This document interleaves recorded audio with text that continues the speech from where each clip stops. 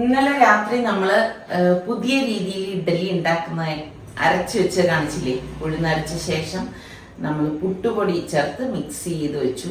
അപ്പൊ ആ മാവ് പൊങ്ങിയോ ഇല്ലയോ എന്നുള്ളത് നമുക്കൊന്ന് നോക്കാമേ. അപ്പോൾ ഇതാ നമ്മുടെ മാവ് പൊങ്ങി വന്നിട്ടുണ്ട്. നമുക്കൊന്ന് ഇളക്കി നോക്കാം. ഇതാ കണ്ടോ, കറക്റ്റ് പരുവത്തിന് വന്നിട്ടുണ്ട്. ഇതാ കാണുമ്പോൾ തന്നെ മനസ്സിലാവും. പിന്നെ നമ്മൾ എടുക്കുന്ന ഉഴുന്ന് പുതിയതായിരിക്കണേ, അതൊന്ന് ശ്രദ്ധിച്ചേക്കണം. എന്തായാലും നമുക്ക് ഇഡ്ഡലി ഉണ്ടാക്കി നോക്കാം, എങ്ങനെയുണ്ടെന്ന് അറിയാമല്ലോ. പിന്നെ നിങ്ങൾക്ക് ഇതിലേക്ക് വെള്ളം ചേർക്കണമെങ്കിൽ ചേർക്കുകയും ചെയ്യാം. ഒരുപാട് കട്ടിയും വരരുത്, ഒരുപാട് ലൂസും വരരുത്. അതുപോലെ തന്നെ നമ്മൾ മാവ് ഇതുപോലെ അരച്ചെടുത്ത് വെച്ച് കഴിഞ്ഞാൽ നമുക്ക് ആവശ്യത്തിന് മാത്രം ഒരു ബൗളിൽ എടുത്ത് വെച്ച ശേഷം ഉപയോഗിക്കണേ. എല്ലാം കൂടി ഒരുമിച്ച് എടുത്തിട്ട് ഉപയോഗിച്ച് കഴിഞ്ഞാൽ മാവ് പെട്ടെന്ന് കേടായി. പിന്നെ ഞാൻ എന്താ ഇഡ്ഡലി തട്ടിലേക്ക് ഓയിലൊന്ന് സ്പ്രേ ചെയ്ത് കൊടുക്കുകയാണ് കേട്ടോ. ഇപ്പം നമ്മൾ ഓയിലൊക്കെ തടവിയിട്ട് ഇഡ്ഡലി ഉണ്ടാക്കി എടുക്കുമ്പോൾ നമുക്ക് ഇഡ്ഡലി തട്ടിൽ നിന്ന് പെട്ടെന്ന് വിട്ട് കിട്ടും. അപ്പം ഇതെല്ലാം ഒന്ന് എണ്ണ തടവി കൊടുക്കുകയാണ്. അപ്പം ഇതിപ്പം ഞാൻ മാവ് ഓരോന്നും കോരി ഒഴിക്കുകയാണേ. നമുക്ക് ഒഴിക്കുമ്പോൾ തന്നെ അറിയാം കേട്ടോ ആ മാവിൻ്റെ ആ ഒരു പെർഫെക്ഷൻ. എന്തായാലും നല്ല ഒരു സക്സസ് ആയിട്ടുള്ള ഇഡ്ഡലി കിട്ടും എന്ന് തന്നെയാണ് എൻ്റെ ഒരു വിശ്വാസം. അപ്പം ഇത് മിക്സ് ചെയ്യുന്നതിൻ്റെയൊക്കെ വീഡിയോ കഴിഞ്ഞ എപ്പിസോഡിൽ ഞാൻ കാണിച്ചിട്ടുണ്ടായിരുന്നു. കാണാത്തവരത് കണ്ടിട്ട് ഇത് വന്ന് കാണുമ്പോൾ നിങ്ങൾക്കത് മനസ്സിലാവുമേ. ഇന്നത്തെ ക്ലൈമറ്റിന് പറ്റിയ ബ്രേക്ക്ഫാസ്റ്റ് ആണേ. നമുക്കൊക്കെ ഇഡ്ഡലി ഇഷ്ടമുള്ളവർ പറയും കേട്ടാ. എനിക്ക് ഭയങ്കര ഇഷ്ടമാണ് കേട്ടാ ഇഡ്ഡലിയും സാമ്പാറും ചമ്മന്തിയും ഒക്കെ ഇങ്ങനെ കൂട്ടി കുഴച്ച് കഴിക്കാൻ. അടിപൊളിയില്ലേ, നമ്മുടെ ഹെൽത്തിനും നല്ലതാണ്.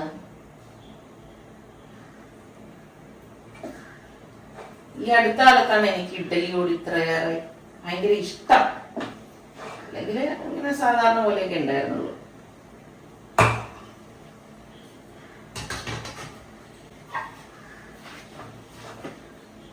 ഇഡ്ഡലിക്ക് സാമ്പാർ മാത്രം ഉണ്ടാതിനേക്കാളും ചമ്മന്തി കൊടുക്കണം, എങ്കിലാണ് നല്ല ടേസ്റ്റ്. നിങ്ങൾക്കൊക്കെ എങ്ങനെയാണ്? സാമ്പാർ മാത്രമാണോ ഇഷ്ടം, അല്ലെങ്കിൽ ചമ്മന്തി മാത്രമാണോ ഇഷ്ടം, അതേ ചമ്മന്തി പൊടിയാണോ ഇഷ്ടം?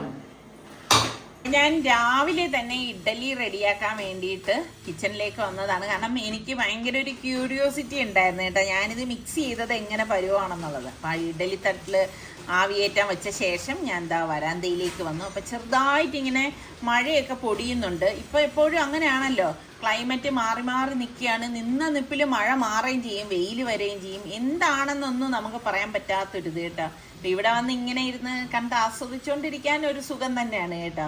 അപ്പം ഇതാ കണ്ടോ, മഴ ഇങ്ങനെ ചാറി ചാറി ഇങ്ങനെ പെയ്തുകൊണ്ടിരിക്കുകയാണ് കേട്ടോ.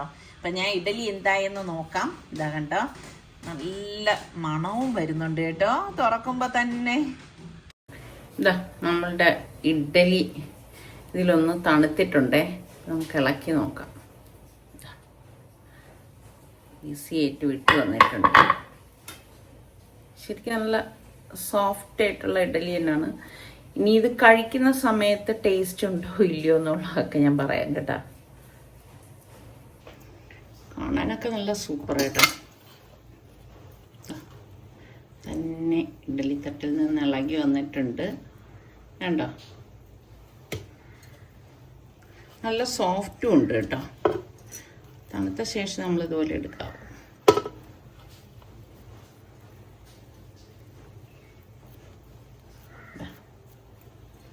നല്ലത് കണ്ടാൽ നമ്മളൊന്ന് ട്രൈ ചെയ്ത് നോക്കണം. എനിക്ക് നല്ലതാണെന്ന് തോന്നിയത് കൊണ്ടാണ് ഞാൻ ഒന്ന് ട്രൈ ചെയ്യാമെന്ന് കരുതിയത്. ഞാനിത് ഫസ്റ്റ് ടൈമാണ് കേട്ടോ, പക്ഷേ സംഭവം നല്ല കിട്ടുമായിട്ടുണ്ട്. അപ്പോൾ ഞാൻ ഇഡ്ഡലി എല്ലാം കാസറോളിലേക്ക് മാറ്റിയിട്ടൊന്ന് അടച്ചു വെക്കണേ. പിന്നെ ഇപ്പോൾ രാവിലെ തന്നെ ഞങ്ങൾ ഭക്ഷണമൊന്നും കഴിച്ചില്ല. അപ്പോൾ അതിന് മുൻപ് തന്നെ സനക്കുട്ടിയെ കുളിപ്പിച്ച് ഫ്രഷാക്കി ഞങ്ങളിപ്പോൾ കൊണ്ടുപോകണ എവിടെയാണെന്നറിയാവോ, ഇപ്പോൾ 5 വയസ്സിന് താഴെയുള്ള കുഞ്ഞുങ്ങൾക്ക് പൾസ് പോളിയോ കൊടുക്കണമല്ലോ. അപ്പം ഇന്ന് അത് എല്ലായിടത്തും ഗവൺമെൻറ് സജ്ജീകരിച്ചിട്ടുണ്ട്. ഇപ്പോൾ ഇവിടെ ഞങ്ങൾക്ക് പേരൂർക്കട ഹോസ്പിറ്റലിലുണ്ട്, പിന്നെ വേറെ എവിടെയൊക്കെ അടുത്തടുത്തുണ്ട് കേട്ടോ. പിന്നെ ഞങ്ങൾക്ക് ഏറ്റവും അടുത്ത് ഇത് തന്നെയാണ്. അപ്പോൾ വിചാരിച്ച് ഇനിയിപ്പം നല്ല റഷ് ആവുന്നതിന് മുൻപ് കുഞ്ഞിനെയും കൊണ്ടുപോയി അത് എടുത്തിട്ട് വരാമെന്ന് എഴുതിയിട്ടാണ് ഞങ്ങൾ പോകുന്നത്. ശരിക്കും പറഞ്ഞാൽ നമ്മൾ സാധാരണഗതിയിൽ കുഞ്ഞുങ്ങൾക്ക് ഇതുപോലെ പോളിയോയും എല്ലാം കൊടുക്കുന്നുണ്ടെങ്കിലും ഗവൺമെന്റ് ഇതുപോലെ ഒരു നിശ്ചിത സമയത്തിൽ ഇത് പറയുമല്ലോ, ഇന്ന ദിവസം പോളിയോ 2 തുള്ളി മരുന്ന് കൊടുക്കണം 5 വയസ്സിന് താഴെയുള്ള കുഞ്ഞുങ്ങൾക്കെന്ന് പറഞ്ഞു കഴിഞ്ഞാൽ നമ്മൾ നിർബന്ധമായിട്ട് പോയിട്ട് കുഞ്ഞുങ്ങൾക്ക് അത് കൊടുക്കുന്നത് തന്നെയാണ് എന്തുകൊണ്ടും നല്ലത് കേട്ടോ. അങ്ങനെ ഇപ്പം ഞങ്ങള് ഇവിടെ എത്തിയിട്ടുണ്ട്. അപ്പൊ അവിടെയൊക്കെ ബലൂണൊക്കെ കൊണ്ട് അലങ്കരിച്ചിട്ടുണ്ട്. കുഞ്ഞുങ്ങളുടെ കണ്ണിൽ പൊടിയിടാനാണെന്ന് തോന്നുന്നു കേട്ടോ. സനക്കുട്ടിക്ക് ഇവിടെ എത്തുമ്പോ ചെറിയൊരു പേടി ഇല്ലാതില്ല, കാരണം അവൾക്ക് വാക്സിനേഷൻ ഒക്കെ എടുക്കാൻ വരുന്നത് ഇവിടെ അല്ലേ. അപ്പൊ അവൾക്ക് സ്ഥലവും കാര്യമൊക്കെ നല്ലതുപോലെ അറിയാം കേട്ടോ ഇവിടെ എന്താണെന്നുള്ളത്. ചെന്നേ ദേ വിളിക്കുന്നു, ആന്റി വിളിക്കുന്നു, അങ്ങോട്ട് നല്ല കുട്ടിയായിട്ട് ചെന്നേ.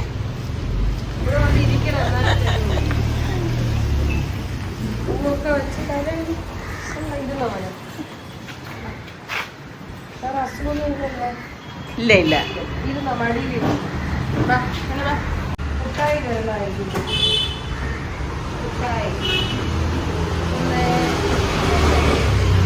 അയ്യോ മൂക്കിലൊന്നും പിടിക്കണ്ട.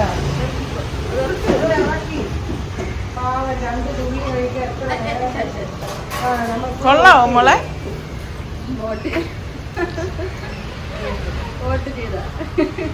ബൈ, സി യു എന്ന് പറഞ്ഞേ.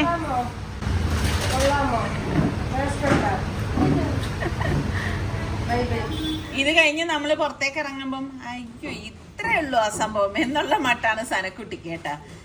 അപ്പൊ ഒട്ടും റഷ് ഉണ്ടായിരുന്നില്ല, കണ്ടില്ലേ. നമ്മൾ രാവിലെ വന്നതുകൊണ്ട് അങ്ങനെ ഒരു കാര്യം നടന്നു.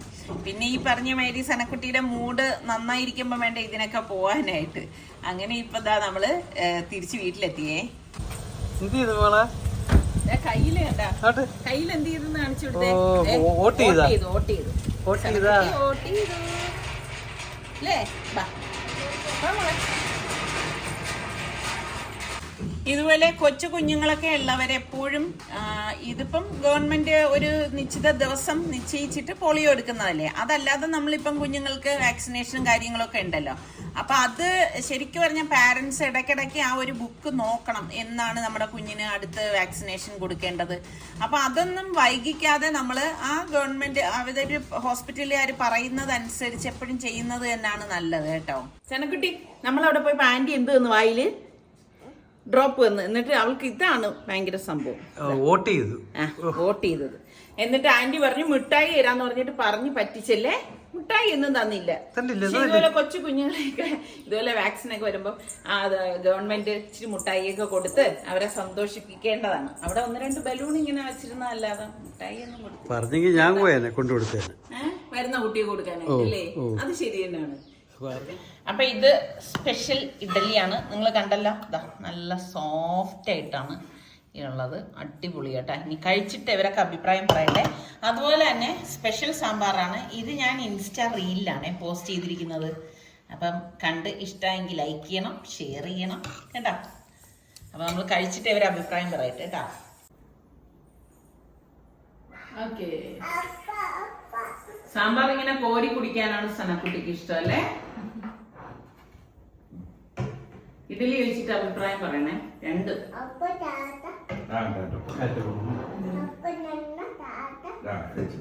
ഈ പാത്രം ഇവിടെ ഇരിക്കുന്നതുകൊണ്ടാണ് സൗകര്യത്തിന് ഇതുപോലെ ഒഴിച്ചു കൊടുക്കണതേ.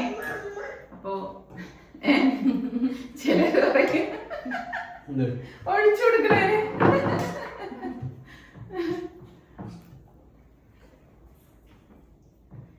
അഭിപ്രായങ്ങൾ പറയണം. അഭിപ്രായം പറഞ്ഞോ, വ്യത്യസ്തതയുണ്ട്. എന്താണ് അങ്ങനെയല്ല, ഇഡലി കഴിച്ചിട്ട് എന്ത് തോന്നുന്നു? ഇഡലി നല്ല സോഫ്റ്റ് മാത്രമല്ല തരിപ്പൊക്കെ ഉണ്ട്. സൽമാൻ സാമ്പാറും സുൽത്താന്റെ സാമ്പാർ അല്ലേ ഇത്? അതല്ലേ ഇഡലിക്ക് എന്തോന്നു. അപ്പൊ ഇഡലി ഓക്കെയാണ്. സാമ്പാറ് വേറൊരു ടേസ്റ്റ്. അത് ഞാൻ പറഞ്ഞില്ല, നല്ല വേറെ വ്യത്യസ്തമായ ടേസ്റ്റ്. സാമ്പാർ കാണണമെങ്കിൽ ഞാൻ പറഞ്ഞല്ല ഇൻസ്റ്റാ റീലിൽ പോയിട്ട് കാണേ. അപ്പൊ നമ്മൾ ഇനി ഇപ്പൊ ഒന്ന് കഴിക്കട്ടെ.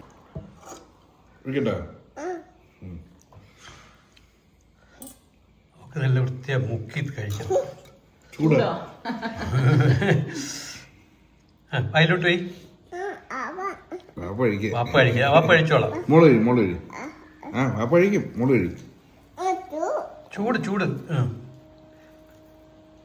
മോള് ടേസ്റ്റ് ഉണ്ടാന്ന് പറ, കൊള്ളാവോന്ന് പറ. ഉമ്മ അടുത്ത് കൊള്ളാവോ? എങ്ങനെയുണ്ട്? കാണിച്ചൂടെ?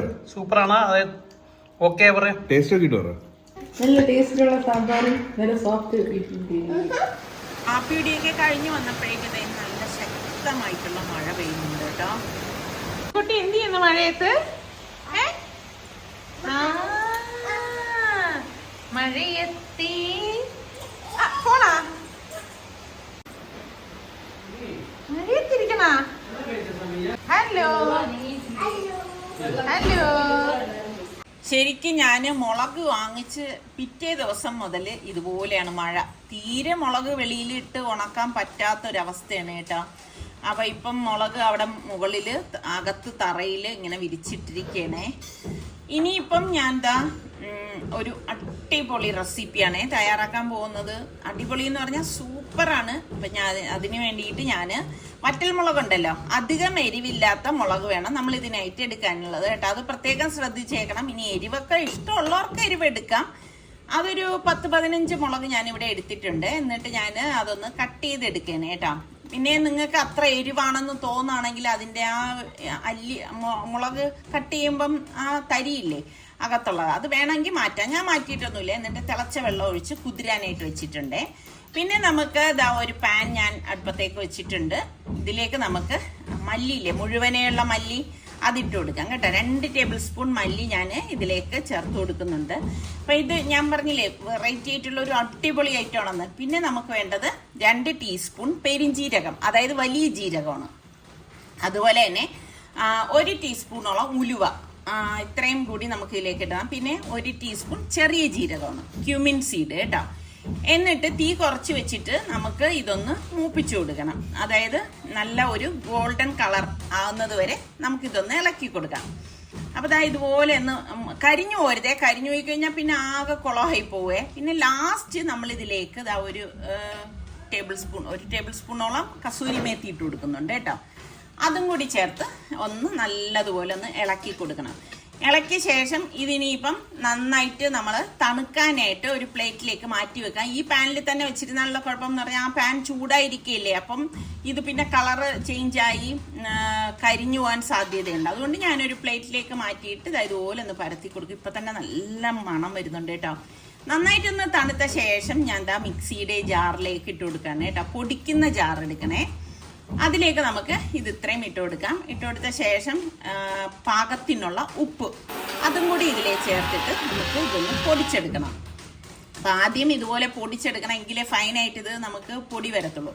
അതിനുശേഷം ഒരു 6-7 അല്ലി വെളുത്തുള്ളി ഉണ്ടല്ലോ, അതിട്ട് കൊടുക്കാം. പിന്നെ നമ്മൾ ഈ കുതിർത്ത് വെച്ചിരിക്കുന്ന ആ ഒരു ഇതില്ലേ നമ്മളുടെ മുളക്, അത് നമുക്ക് വെള്ളത്തോടു കൂടി തന്നെ ഞാൻ ഇതിലേക്ക് ചേർത്ത് കൊടുക്കുകയാണ്. പിന്നെ വേണ്ടത് ഓയിലാണ് കേട്ടോ. ഏത് തരം ഓയിൽ വേണമെങ്കിലും നമുക്ക് ഇതിനായിട്ട് എടുക്കാം. വെളിച്ചെണ്ണ വേണ്ട, അല്ലാതെ പിന്നെ നാരങ്ങാ നീരോ അല്ലെങ്കിൽ ലെമൺ എക്സ്ട്രാക്റ്റോ ഇതുപോലെ ഒന്ന് ഒഴിച്ചു കൊടുക്കണം. ഇനി ഇതിലേക്ക് 1 ടേബിൾ സ്പൂൺ തന്തൂരി പൗഡറാണ് ഞാൻ എടുത്തിരിക്കുന്നത്. എന്നിട്ട് നമുക്ക് ഒന്ന് അരച്ചു കൊടുക്കാം. വെള്ളം ഒന്നും ചേർക്കേണ്ട ആവശ്യമില്ല. അപ്പോൾ ഈ ഒരു പരുവത്തിൽ നമുക്ക് അരഞ്ഞു കിട്ടും. ലാസ്റ്റാണ് നമ്മൾ ഇതിലേക്ക് കുറച്ച്, അതായത് 1 ടീസ്പൂണ് മഞ്ഞൾപ്പൊടിയും 1 ടീസ്പൂൺ കാശ്മീരി ചില്ലി, കളറിന് വേണ്ടിയിട്ടാണ് ഞാൻ കാശ്മീരി ചില്ലിയിലേക്ക് ചേർത്തത് കേട്ടോ. അതും കൂടി ചേർത്ത് ഒന്ന് അടിച്ചെടുക്കാം. അപ്പം ഞാൻ ഇപ്പം നല്ല ഒരു കളർ വന്നില്ലേ. അപ്പം ഞാൻ എടുത്ത മുളകിന് അത്ര കളറിലായിരുന്നു. ഇതിപ്പം നല്ലൊരു കളറിൽ വന്നിട്ടുണ്ട്. അപ്പം കഴുകി വൃത്തിയാക്കി എടുത്തു വെച്ചിരിക്കുന്ന ചിക്കനാണ്. നമ്മൾ പൊരിക്കാൻ എടുക്കുന്ന ആ ഒരു സൈസിലാണ് എടുത്തിരിക്കുന്നത് കേട്ടോ, ഫ്രൈക്കുള്ള. എന്നിട്ട് നമുക്ക് ഈ മസാല ഇതിലേക്ക് ഇട്ട് കൊടുക്കാം. തീരെ ചെറുതായിട്ട് കട്ട് ചെയ്യണ്ടേ, ഈ ഒരു സൈസെങ്കിലും വേണം കേട്ടോ. അതെന്തുകൊണ്ടാണെന്നുള്ളത് ഞാൻ പറഞ്ഞു തരാം. എന്നിട്ട് ഇതുപോലെ ഈ മസാല നല്ലതുപോലെ തേച്ച് കൊടുക്കണം. നല്ലതുപോലെ മിക്സ് ചെയ്ത ശേഷം ഇതിപ്പം മസാല പിടിക്കാൻ വേണ്ടിയിട്ട് നമ്മൾ ഇപ്പം പിറ്റേന്നാണ് ഉണ്ടാക്കണമെങ്കിൽ തലേ ദിവസം ഫ്രിഡ്ജിൽ വെച്ചാലും നല്ലതാണ്. അപ്പം ഞാനത് ഫ്രിഡ്ജിലേക്ക് മാറ്റിയിട്ടുണ്ടേ. ഒരു കിഡിലൻ റെസിപ്പിയാണ് ഞാൻ ഉണ്ടാക്കാൻ പോകുന്നത്. അപ്പം അതിന് വേണ്ടിയിട്ട് കീൻ വേണ്ടല്ലോ, അത് ഇതുപോലെ ഇരിക്കും, തെന പോലെ ഇരിക്കും കേട്ടോ. അത് നമുക്ക് വാങ്ങിക്കാൻ കിട്ടും. അതൊന്ന് കഴുകി ഇതുപോലെ ഡ്രെയിൻ ചെയ്തിട്ട് കുറച്ച് വെള്ളം ഉപ്പിട്ടെടുത്തിട്ട് അതിലേക്ക് നമുക്ക് ഇട്ടിട്ട് ഇനി ഈ കീൻവയൊന്ന് വേവിച്ചെടുക്കണം.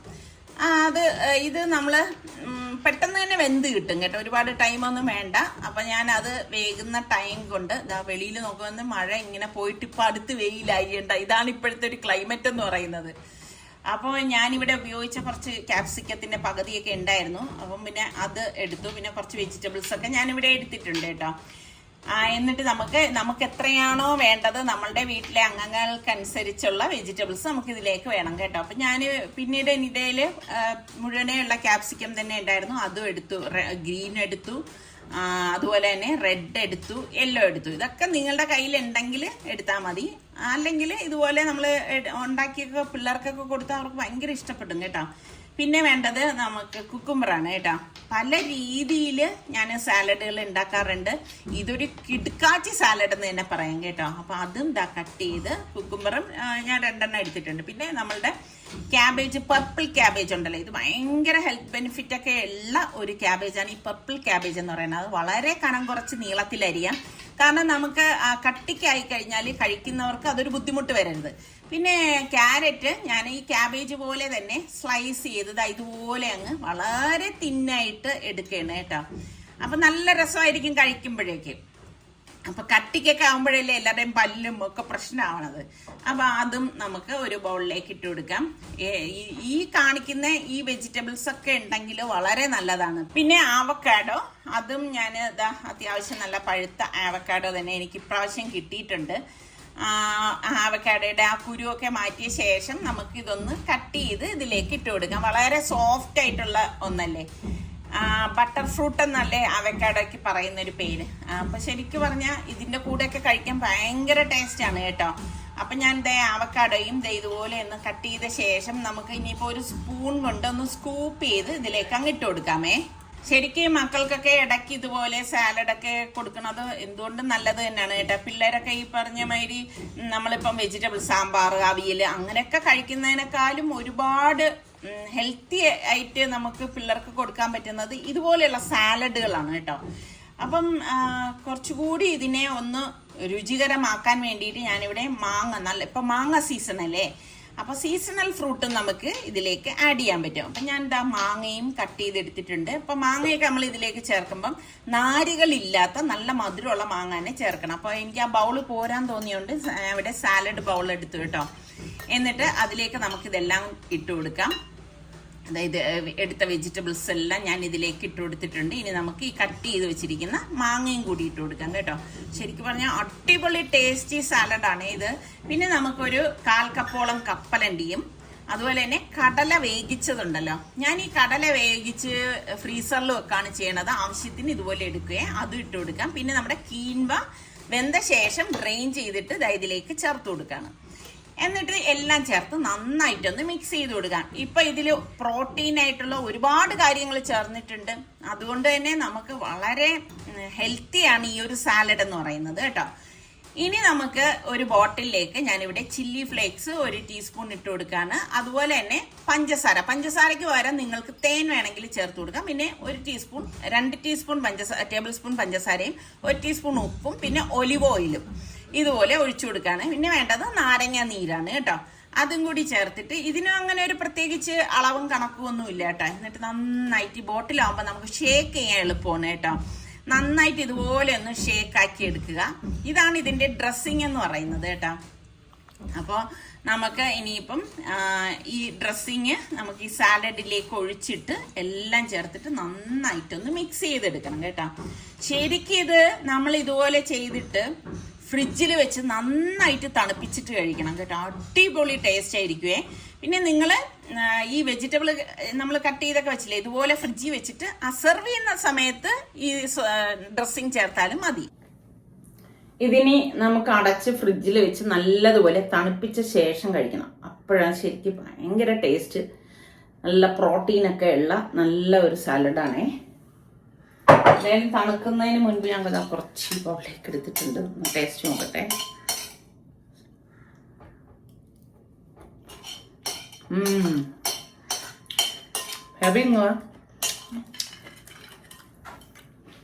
ഹാബിയുടെ അടുത്തുണ്ട്.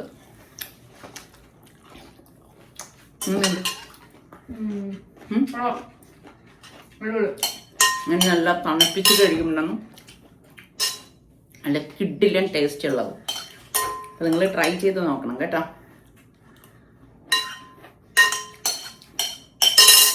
ഈ ഒരു സാലഡ് ഉണ്ടാക്കി വെച്ചിട്ട്